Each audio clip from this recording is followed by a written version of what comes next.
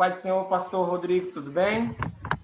Oi, irmão. Tudo bem, Deus abençoe, viu? É um Amém. prazer essa manhã para nós Amém. estudar com Deus, viu? Glória a Deus. Nesse nós começamos agora o trimestre, né, o segundo trimestre do ano, que é o livro de Salmos, né? E nós Isso. iremos lecionar nesta manhã, será uma benção que Deus vai abençoar em nome de Jesus. E o pastor Rodrigo está com a palavra aí para lecionar a palavra de Deus. Amém. Que Deus abençoe. Neste momento eu cumprimento a igreja com a paz do Senhor. Nessa manhã nós estamos gratos a Deus por essa oportunidade. E como o Rony falou, segundo trimestre desse ano. E é um tema bastante relevante, a qual fala sobre o livro dos Salmos, né? Esse tema fala sobre Salmos, uma referência para a vida de adoração e oração do cristão.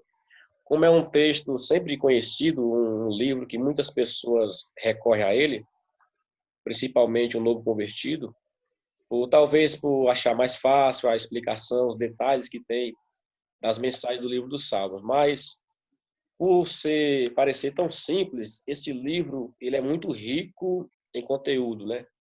Porque o livro dos Salmos não é simplesmente uma mensagem, mas sim uma poesia, né? Uma poesia cantada, uma oração cantada, e é o que nós vamos aprender aqui nessa manhã. Então, o nosso tema da nossa revista nessa manhã fala a respeito do livro dos Salmos, e o tema é Salmos, um guia devocional para o cristão. Então, ali é um guia que vai te guiar todos os dias, diariamente, na sua devoção com Deus, e ali é o manual, né? O inário judaico cristão, a qual as pessoas, quando estavam passando por um momento difícil, um momento de reflexão, sempre faziam uma oração em forma de canto, uma oração cantada. Há indícios de que Jesus, ele cantou os Salmos de número 115. Lá em Mateus capítulo 26, versículo 30 ou 31, se não me falha a memória, diz, quando Jesus estava prestes para ser entregue, para sair para o Monte das Oliveiras, a oração do Getsêmani, a Bíblia diz que, tendo cantado um hino, saiu para o Monte das Oliveiras. E eles dizem que esse hino que Jesus cantou foi o Salmo 115. Então, o nosso textuário nessa manhã está contido no livro dos Salmos, de números 98 e o verso 5. Então, um detalhe muito importante que nós não devemos esquecer é que, quando nós tratamos dos Salmos, nós não nos referimos a ele como capítulo e versículos. Nós nos referimos capítulos e versículos todos os outros livros da Bíblia. Mas o livro dos Salmos, como é uma poesia, como é louvor, nós falamos número e versos. Então, nosso texto áureo está contido no livro dos Salmos, número 98 e o verso 5, ao qual diz assim: cantai louvores ao Senhor com harpa e voz do canto. Então, está aí essa expressão de louvor nos Salmos 98 e o verso 5. A nossa verdade aplicada, ela nos diz assim: o livro de Salmos muito contribui para a vida de adoração e oração do discípulo de Cristo. É tão interessante esse tema que o primeiro Salmos da Bíblia, ele é tão conhecido que até mesmo aqueles que não têm costume de ler a Bíblia conhecem, a qual fala sobre da bem-aventurança do crente que teme ao Senhor. Fala que o crente que não anda segundo o conselho dos ímpios, ele é bem-aventurado. O texto fala assim, o livro dos Salmos, o verso 1, diz assim: bem-aventurado o varão que não anda segundo o conselho dos ímpios, nem se assenta no caminho dos pecadores, nem se detém na roda dos escarnecedores. E o texto prossegue assim: antes tem o seu prazer na lei do Senhor. Esse é o Salmo 1. Então, nós vamos ver nessa manhã alguns objetivos da nossa lição, antes de nós lermos o texto de referência, a qual diz assim: o primeiro objetivo é apresentar uma visão panorâmica dos Salmos. O segundo objetivo, mostrar a importância dos cânticos. E o terceiro é destacar alguns termos específicos dos Salmos. Então, esse é o nosso objetivo nessa manhã com esse estudo a respeito do livro dos Salmos. Então, o texto de referência, se você na sua casa tiver a Bíblia Sagrada, acompanhe, por favor, nos Salmos de número 42. Nós vamos ler nessa referência 3 salmos. Nós vamos ler os Salmos 42, nós vamos ler o Salmo 44 e o Salmo 45. Mas serão versos pequenos. Os Salmos 42, vamos ler apenas o verso 1, e os Salmos 44, apenas o verso 1, e os Salmos 45, apenas o verso 1. Um Salmos bastante conhecido. Então, nos diz assim esse texto de referência. Salmos 42, verso 1. Como o cervo brama pelas correntes das águas, assim suspira a minha alma por ti, ó Deus. Então, esse salmo fala sobre o anelo pela presença de Deus, né?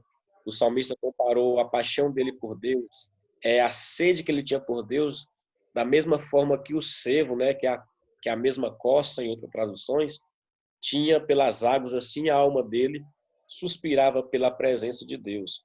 O Salmo 44, verso 1, diz assim: ó Deus, nós ouvimos com os nossos ouvidos, e nossos pais nos têm contado os feitos que realizaste em seus dias, nos tempos da antiguidade. Né? Então, o salmista aqui no Salmos 44 traz à memória quando os filhos relatam aquilo que os seus pais contavam das grandes obras de Deus, aquilo que Deus tem feito na vida deles desde os tempos antigos.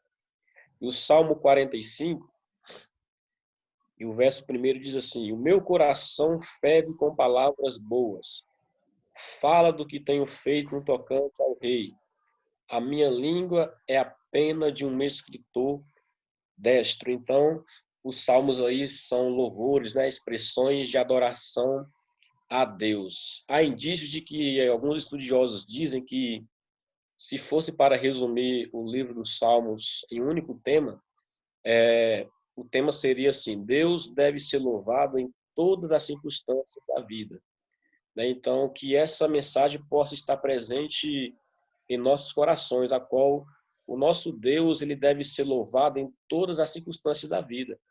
Você vai observar no decorrer do livro dos Salmos que não tem só salmos assim de expressão só de louvor, mas também tem de queixos, né, de situações difíceis, de angústias a qual os homens estavam passando. Mas nós aprendemos algo muito interessante com esses homens, porque quando eles estavam passando por um momento difícil, eles não murmuravam, né, eles não blasfemavam, eles salmodiavam a Deus, faziam uma oração em forma de canto. O que isso quer dizer? Que mesmo passando por um momento difícil, eles não deixavam de louvar a Deus. Né? Mesmo na sua situação tão angustiante, eles ainda conseguiam compor uma canção para exaltar o nome do Senhor. É por isso que os estudiosos afirmam que o tema central seria: Deus deve ser louvado em todas as circunstâncias da vida. Glória a Deus. Então, nós vamos ver algo interessante, isso, a qual a nossa introdução fala, né? Você que tem a sua lição aí, mas se não tiver, apenas acompanhe a introdução que diz assim: é provável que a maioria dos cristãos tenha recorrido ao livro de Salmos em algum momento de sua vida, seja de angústia ou de alegria. A igreja tem se valido dos seus ensinamentos, portanto, é necessário conhecê-los. Então, como diz aqui a nossa introdução, talvez você, nessa manhã que está me ouvindo, se identificou com esse tema. Porque o livro dos Salmos, muitas das vezes, nós recorremos a ele quando estamos passando por um momento difícil. Você vê que Davi, quando ele pecou contra Deus, cometeu ali um pecado de adultério, ele compôs os Salmos 51 e os Salmos de número 32. O 51 é bastante conhecido, a qual diz assim: Deus, tem misericórdia de mim, segundo a tua bondade, apaga as minhas transgressões. O salmo bastante conhecido, a qual Davi expressa nele: olha, não me lance fora da sua presença, e não retires de mim o teu Espírito Santo. No mesmo Salmo, no Salmos 32, Davi expressa dizendo, olha, bem-aventurado aquele cuja transgressão é perdoada. Então, o que nós vamos entender? No Salmo 51, Davi estava se humilhando, rogando a Deus por misericórdia. E quando nós vamos observar os Salmos 32, embora aparentemente pareça ser o primeiro, né, na ordem bíblica, mas você vai ver uma diferença que no Salmos 32 parece que ele já está aliviado. Né? Está dizendo, olha, o homem é feliz, feliz é o homem que tem o seu pecado perdoado. Então, se Davi expressou isso quer dizer que ele já sentia que já tinha alcançado o perdão de Deus. E quando nós passamos por um momento difícil, né, a qual nós estamos vivendo agora, né, dessa pandemia que está atingindo o mundo, paralisando muitas coisas, né, e às vezes muitos crentes, todos nós às vezes ficamos assustados. Mas o Salmos 46 diz assim, Deus é o nosso refúgio e fortaleza, socorro bem presente na angústia. Né? Então, quando nós estivermos angustiados, estivermos passando por uma situação difícil, vamos lembrar que nós temos um Deus que é refúgio. Então, só para nós enriquecer aqui a nossa introdução, como eu já disse no início, que Salmos, ele é louvor, né? São poesias cantadas, orações em forma de canto. Então, os Salmos, ele tem 150 versos, ou 150 números, 150 composições. E por que nós falamos, na maioria das vezes, Salmos de Davi? E nós sabemos que nem todos os salmos foi Davi que compôs. Mas como Davi tem os salmos mais famosos, é um dos homens mais conhecidos da Bíblia, nós atribuímos a ele muitos salmos, mas não foi Davi que compôs todos os salmos. Né? Alguns estudiosos afirmam aí que Davi compôs pelo menos a metade, né? 71 ou 73 dos salmos que foram escritos aí na Bíblia Sagrada. Mas aqui nós vamos ver que o conteúdo é muito rico, porque também tem os salmos de Moisés, tem o salmo de Salomão, tem os salmos de Asaf, dos filhos de Corá. Então, é um livro bastante rico em conhecimento. Então, a nossa introdução foi essa. O nosso primeiro tema fala sobre título, divisão do livro e autores. Então, o que nós entendemos? Que o livro dos Salmos, quando nós vamos para o hebraico, né, a qual for escrito aí, que é a palavra telihim, que significa louvor. Né? Salmos no hebraico significa louvor. Aqui na lição não tem, mas nós sabemos que no grego a palavra salmos significa cânticos piedosos ou música entoada com instrumentos de cordas. No grego é cânticos piedosos. Então, Davi ali, quando pegava a sua harpa, ele dedilhava ali, ele estava salmodiando ao Senhor. Então, essa oração em forma de canto era tão poderosa que, no momento ao qual Davi entoava os seus louvores, e quando o espírito maligno atormentava Saul, bastava Davi pegar a sua harpa, ele dedilhar, salmodiar uma canção a Deus que o espírito maligno deixava Saul. Então, é uma oração cantada poderosa. Então, 1.1 diz assim, a palavra telihim, hebraico, significa louvor. E por isso podemos traduzi-lo como livro dos louvores. Então, Salmos era o hinário judaico. Até mesmo quando os judeus se reuniam nas colheitas para celebrar suas festas, eles salmodiavam muitos dos salmos, né? Eles louvavam. Até mesmo quando eles estavam passando por um momento difícil, eles ali compôs os salmos. Quando eles estavam ali na Babilônia, no cativeiro, eles começam a expressar o seu louvor. Eles diziam, olha, quando nós estávamos ali junto ao rio da Babilônia, nós pegávamos ali, assentamos e choramos, porque aqueles que nos oprimiam nos pediam uma canção. Porque nós chorávamos lembrando de Sião, de Jerusalém, lá dos salgueiros que lá existia, e nós lembrávamos que nós lá pendurávamos as nossas harpas, e às vezes nós pegávamos elas, começávamos a entoar, louvar, e nós lembrávamos até disso.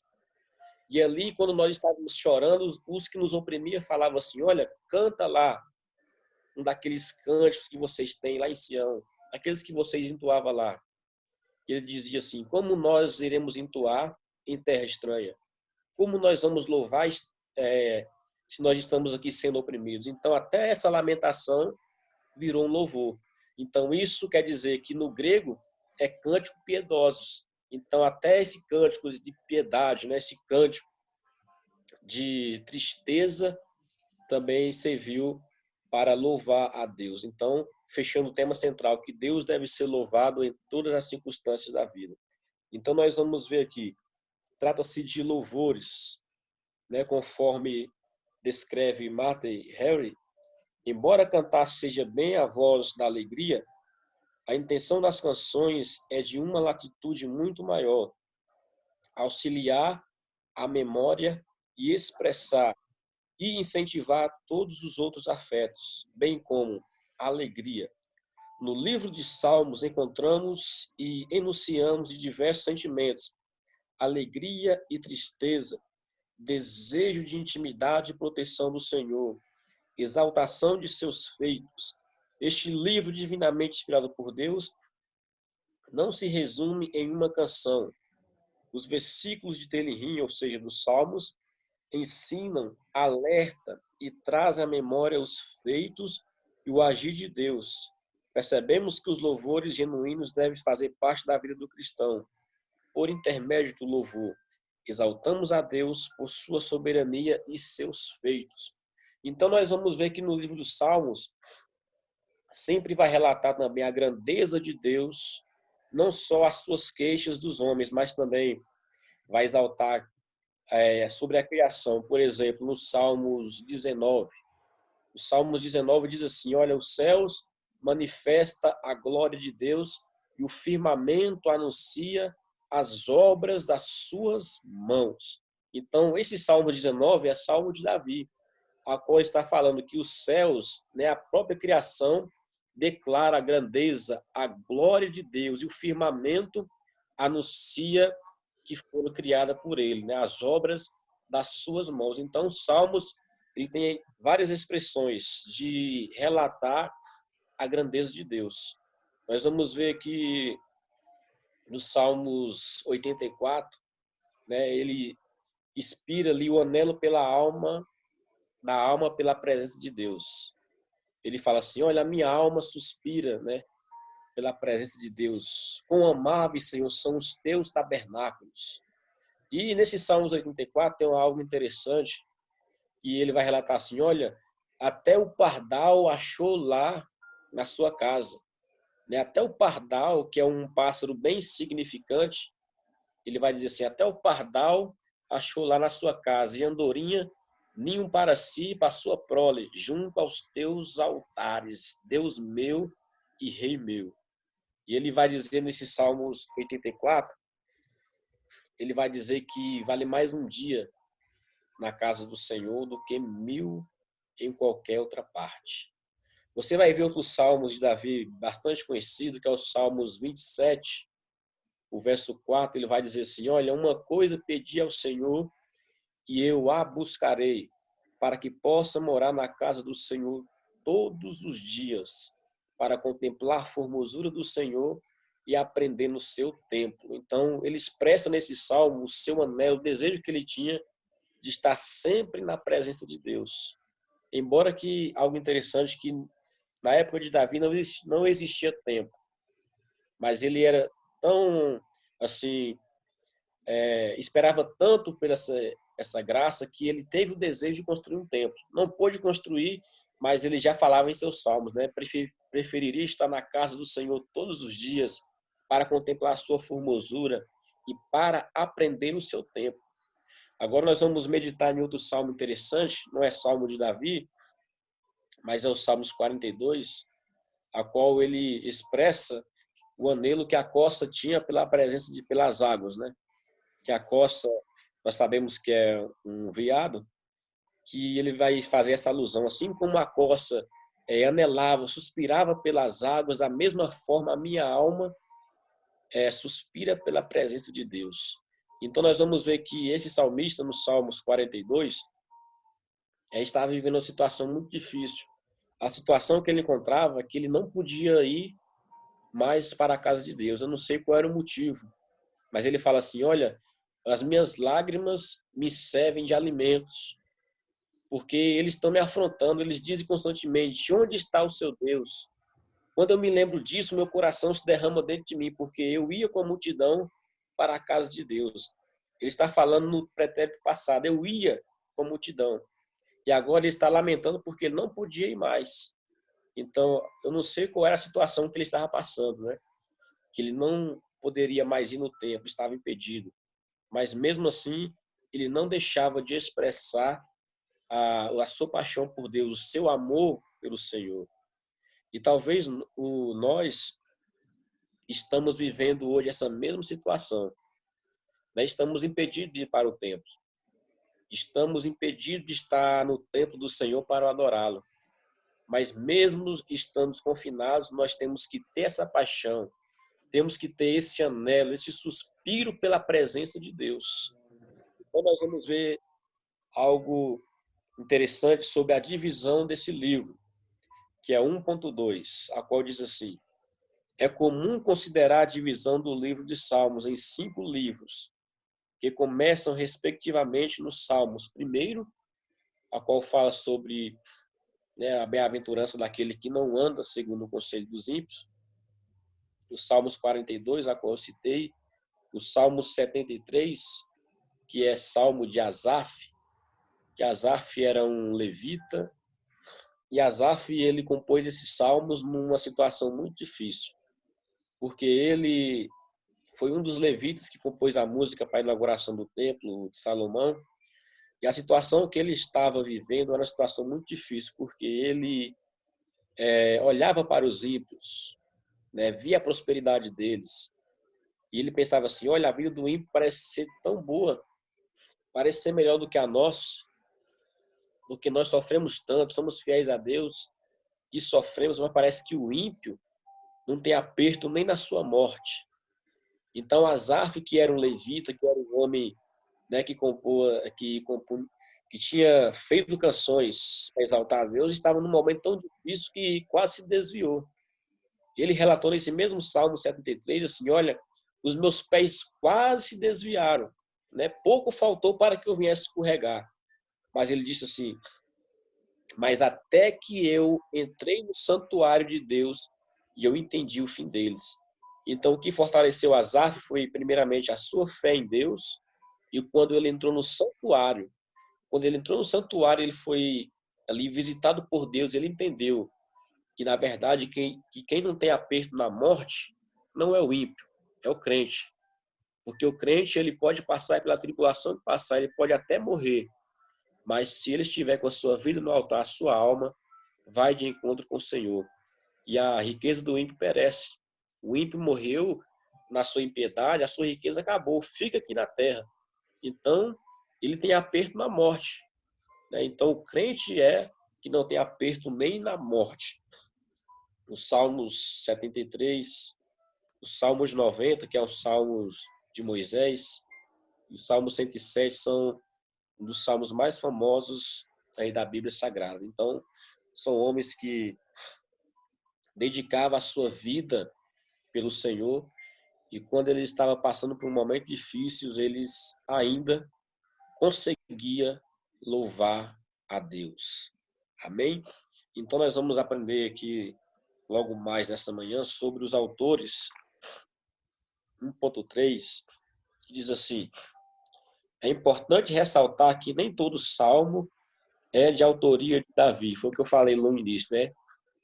Davi não foi o homem que compôs todos os salmos, né? São 150 salmos, mas ele compôs pelo menos a metade dele. Talvez por ser mais conhecido, é atribuído a ele o maior número de salmos, 73 para alguns comentaristas, né? Eu já vi dizer alguns falar que foram 71, outros falou que foi 73, mas nós fomos comparar de 150, né? 73 é menos, é a metade praticamente, né? 150 é a metade ali dos salmos que eles escreveram. É que seja comum denominar salmos de Davi, né? Por ser um homem tão famoso na Bíblia, que a gente fala assim, Salmo de Davi. Salmo de Davi, muitas das vezes cometemos o erro de atribuir a Davi aquilo que ele não escreveu. Como já vi muitas pessoas dizer que os Salmos 42 foi Davi que fez. Né? Vamos ler aqui nos Salmos de Davi, de número 42. Mas os Salmos que Davi compôs, está ali o seu nome em cima, nos Salmos, né? Então nós vamos ver aqui. Porém, há salmos cuja autoria é desconhecida, ou seja, consenso entre os estudiosos. 50 salmos segundo a Bíblia, da escola bíblica, como Salmos 1, 2 e 10, dentre outros. Outros autores são Moisés, Salomão, Asaf, Emã, Etã, filhos de Corá. Assim, o Espírito Santo inspirou e conduziu diferentes pessoas em diversos momentos para registrar que, independente dos contextos e épocas, o Senhor Deus é digno de adoração em todo o tempo e dele somos dependentes. Então, nós vamos ver que muitos salmistas ali escreveram, não foi só Davi, mas Moisés. O que eu acho mais interessante é os filhos de Corá, porque foi uma geração que Deus ainda teve misericórdia. Né? Foi uma casa que Deus ainda conseguiu achar remanescentes fiéis. Que nós sabemos que Corá foi um dos que rebelou contra Moisés no deserto. E ali a Bíblia diz que a terra abriu a boca e engoliu a maior parte daqueles homens ímpios que era da linhagem de Corá, que era levita. Mas Deus, ele sempre conta com um remanescente fiel. Não importa a circunstância, não importa o que aconteça, mas Deus sempre tem um remanescente fiel. E foi assim que aconteceu na casa de Corá. Ainda achou homens fiéis que foram capazes de louvar ao Senhor. Assim como Moisés, Salomão, Emã e outros levitas também que louvaram o nome do Senhor. Então nós vamos aqui para o segundo ponto. Nós vamos falar sobre as principais características dos livros. É interessante ressaltar que esses salmos, ele era citado como poesias. As pessoas entoavam e as outras pessoas repetiam, ou seja, era o coro. Né? Eles falavam, louvai ao Senhor porque Ele é bom. Aí a outra multidão repetia, porque a sua benignidade dura para sempre. E essa era a voz do coro. Louvai ao Senhor porque Ele só faz maravilhas. Aí o outro repetia, porque a sua benignidade dura para sempre. Então esse era o coro daqueles que entoavam a canção. Então o segundo ponto fala sobre principais características do livro dos Salmos. O livro de Salmos é classificado como literatura poética hebraica, com um conteúdo caracterizado por expressões que retratam emoção, ritmo e linguagem metafórica. Então, olha só que interessante, que o Salmos 18 é o Salmo de Davi. Então, nós vamos ver uma linguagem metafórica nesses salmos. Se você tiver chance de ler esse salmo em casa, você vai ver que ele fala que Deus atendeu a sua oração, que do seu nariz saiu fumaça, que ele veio, né, voando nas asas de um querubim, que ele veio voando nas asas do vento para o atender, mas isso aí também foi uma linguagem metafórica que Davi usou. Né? Isso não aconteceu literalmente de fato, mas Davi usou uma linguagem metafórica para expressar que Deus ele agiu em seu auxílio. Então, Salmos ele é uma poesia, ele tem a linguagem metafórica também. Como comentou Esdras Benton, o que não significa que são textos fruto da imaginação humana. Escritores inspirados por Deus fizeram uso de vários recursos estilísticos para transmitir a mensagem. O fato de também ser uma linguagem metafórica não quer dizer que é algo simplesmente de uma imaginação humana, mas sim de algo inspirado por Deus. Né? Então, o nosso 2.1 vai falar a respeito da poesia hebraica, que é o livro dos Salmos. Não apenas no livro de Salmos encontramos poesia, mas também em outros textos do Antigo Testamento, como o Êxodo 15, que foi ali o Cântico de Moisés, né? Deuteronômio 32, Juízes 5, que foi o cântico de Débora, e entre outros. Como comentado na Bíblia de Estudo, palavra-chave, trata-se de uma poesia diferente de nossos tempos, pois não envolve a rima de sons, mas a rima de pensamentos ou ideias. Encontramos em vários salmos a descrição de sentimentos intensos e como os escritores lidaram com os mesmos. Então, aí são poesias hebraicas. Não é aquela poesia que você costuma ver hoje em dia, né? São palavras que fecham com rimas, né? Isso chama-se poesias, né? Você faz uma combinação de palavras ali, mas era expressões do pensamento, né? São épocas diferentes. Então, isso era a poesia da época, era a poesia cantada, né? O sentimento em forma de cântico. Então, outras características principal do livro dos Salmos é o acrósticos. Vamos ver o que significa isso. Os Salmos também contêm poemas acrósticos, em que o conjunto das primeiras letras de cada verso forma uma palavra, ou seguem uma sequência alfabética. A título de exemplo, no Salmo 119, os versos são reunidos de 8 em 8, cujos grupos começam com uma mesma consoante. Assim, trata-se de um recurso literário que muito contribui para a memorização, a qual tinha uma grande importância, principalmente no contexto judaico no tempo antigo. Tal fato nos faz lembrar da importância de utilizarmos diferentes recursos no processo de ensino e aprendizagem da palavra de Deus. Então, essa é mais uma das características ricas aí do livro dos Salmos. Outra, a qual eu citei bem antes, que é o refrão. O refrão também é uma principal característica. Por quê? Porque é louvor. Então, o louvor ele é composto por, assim como uma música, o louvor é música, é composto por poesias e refrão, também o livro dos Salmos não é diferente. Diz assim, outra característica dos Salmos são os refrãos. Refrão é a repetição de uma frase ou fórmula. Em alguns salmos é possível perceber referida repetição com maior clareza.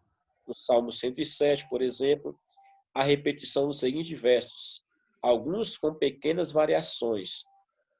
E clamaram ao Senhor na sua angústia, e ele os livrou das suas necessidades. Você vai ver essa repetição, né? E clamaram, e ele livrou. Né? Então, são essas repetições aí do refrão. Agora diz assim, no Salmo, nos versos 13, 19, 28, diz, louvem ao Senhor pela sua bondade, pelas suas maravilhas, para com os filhos dos homens. No primeiro refrão, percebemos claramente o grito por socorro. No segundo, a gratidão e a resposta do Senhor. Os refrão têm a importante função, seja para organizar o poema, seja para reforçar o tema nele abordado. Trata-se de um modo de combinar e organizar o pensamento. Então, essa é uma das maiores riquezas do livro dos Salmos. Além de ser louvor, além de ser oração, ele tem essa combinação aí literária riquíssima que é o livro dos Salmos. Então, nós vamos aprender algo nessa manhã. Pastor, vamos finalizar agora a primeira parte, né? E logo mais começaremos a segunda parte, beleza?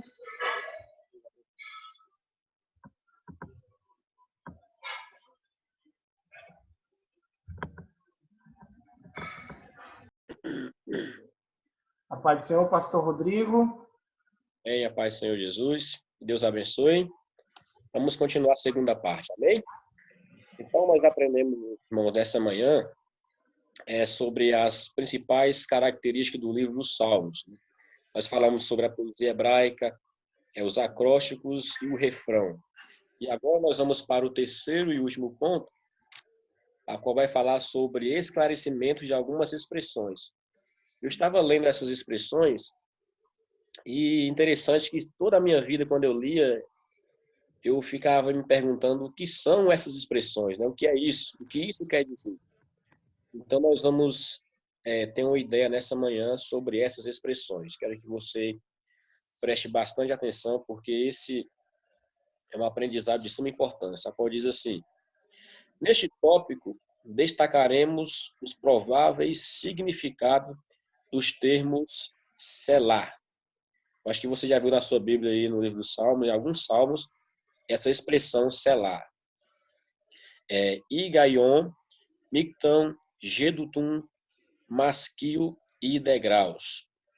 É importante destacar que não há um único entendimento sobre os seus significados, havendo constante debate sobre o tema.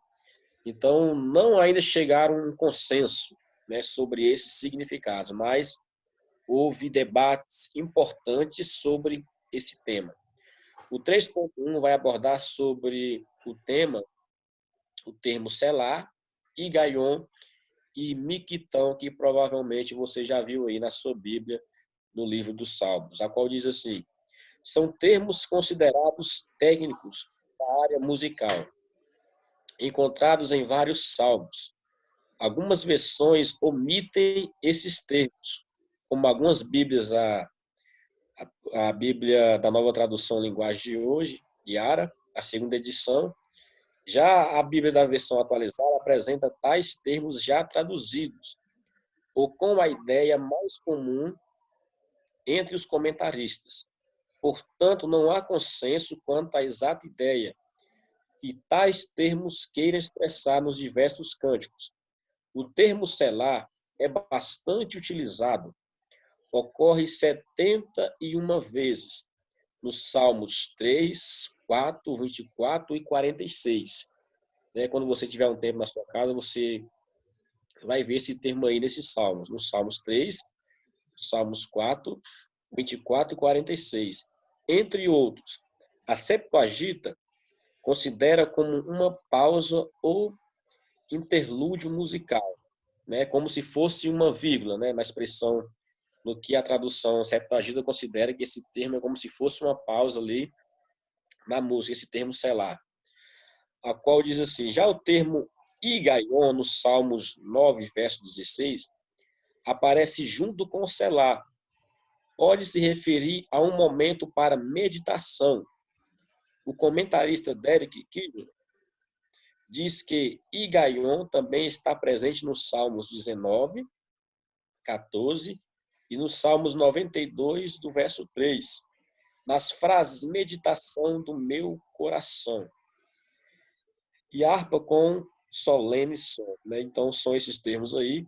O termo miquitão, presente nos Salmos 56 e verso 60, por exemplo, pode se referir à oração silenciosa, ou como registrado por texto gravado ou permanente. Então, como foi falado aqui no início, não são uma ideia exata, né, mas apenas comentários de que esses termos podem ser algumas coisas técnicas da área musical, até porque Salmos ele é louvor. O termo Gedutum e Masquil. As anotações editoriais dos Salmos 39, 62 e 77 estão relacionadas com Gedutum, mencionado em 1 Crônicas 16, 41, 42, 25, versículo 1 e 3, e em 2 Crônicas, capítulo 5, versículo 12, entre outros. Gedutum era da família dos levitas e habilidoso na música, junto com Asaf e Emã. Seu nome está associado a louvores, profecias, instrumentos musicais. Já o termo masquil encontrado no título de alguns salmos, como, por exemplo, nos Salmos 32, 42, 44, 45, por exemplo, também não há consenso quanto ao seu sentido, podendo ser salmos de entendimento. Por quê? Porque masquil era um homem que era entendido sobre música. Então, quando está essa expressão masquil acima dos salmos, então dá a entender que é salmos de entendimento, né? Cada um com seu significado. Os salmos didáticos, identificam como ensino. Contudo, também há outras sugestões como salmo eficaz ou salmo habilidoso, até porque esse homem era habilidoso na área musical, Então, dá a entender que esse salmo é de expressão de entendimento ou salmos de habilidade, né? E agora, o 3.3, para nós encerrar nossa lição, que é o salmo, a expressão degraus. Eu creio que é uma expressão muito conhecida, né? Que, por exemplo, Cântico dos Degraus, né? Você já viu aí essa expressão na sua Bíblia, a qual diz assim: degraus, cujo significado literal é subir ou ainda. Então, esse é o significado literal de degrau, subir ou ainda. Cântico gradual, cântico de peregrinação, consiste na tradução dos títulos dos Salmos 120 e 134. A Bíblia judaica completa traduz como canção da subida.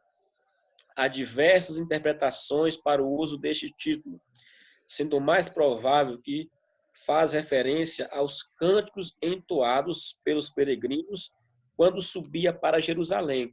Por exemplo, o Salmo 122, a qual diz assim: alegrei-me quando me disseram, vamos à casa do Senhor. Então, quando os peregrinos subiam, saíam ali das suas habitações, onde eles moravam, e ia para Jerusalém para adorar, isso também é conhecido como cântico da subida, ou o cântico dos degraus. Amém? Então, essa foi uma introdução do livro dos Salmos. É um texto bastante rico, uma lição, conteúdo bastante interessante, enriquecedor. E eu tenho certeza que esse trimestre será mais um trimestre de grande aprendizado. Essa primeira lição foi apenas uma introdução para nós termos uma ideia exata do que é o livro dos Salmos. Então, a nossa conclusão para encerrar nos diz assim: o livro dos Salmos é uma indispensável guia para o louvor e oração, tanto individual como coletiva, principalmente nesse tempo de tantas distorções e superficialidade doutrinária, expressa em muitos cânticos. Então, nós vamos ver que, na atualidade, nós estamos vivendo um problema muito sério até na área do louvor, né? Louvores que não são bíblicos, né? Louvores que distorcem a palavra de Deus. Então, que nós possamos aprender com esses salmos aqui, que o verdadeiro louvor é aquele que expressa adoração a Deus em todas as circunstâncias da vida.